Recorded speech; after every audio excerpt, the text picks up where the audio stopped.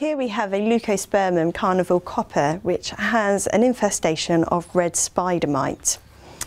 Red spider mite is how it's usually known. However, recently the name has been changed to a two-spotted spider mite because this is usually what the mites look like. They only become red at the end of the season when the females are searching out for hibernation spots for them to overwinter and then emerge in the spring. The spider mites lay eggs early spring and summer, and they hatch and colonise, lay more eggs, colonise, and so the kind of population of red spider mite builds up really quickly. In the heat especially, a nymphal red two-spotted spider mite can reach maturity from within 8 days, so it's quite a problem, and it can sort of take out a whole greenhouse really.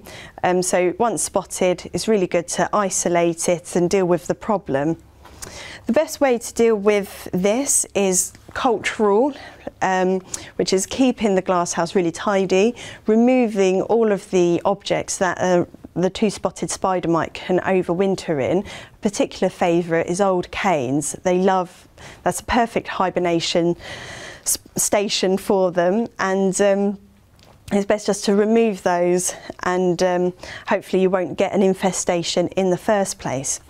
If you do have an infestation, chemically, there's not really much on the market that could take them out because they basically adapted to build up a resilience to all of the pesticides.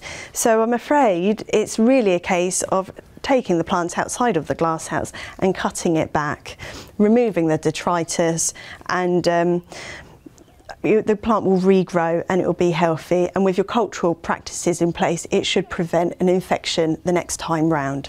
So we'll take this outside immediately.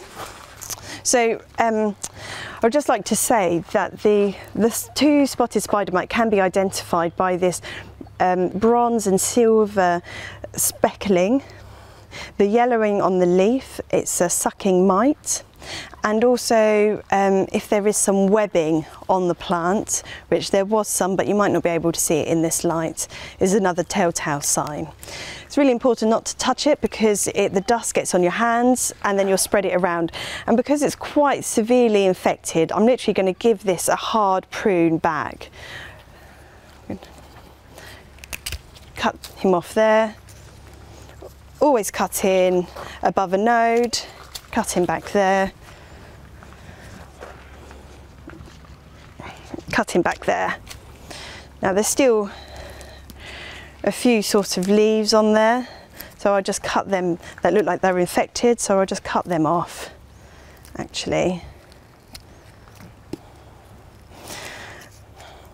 And then give them lots of water, because another thing that prevents the spread of two-spotted mite is humidity. They like and thrive in dry, hot conditions.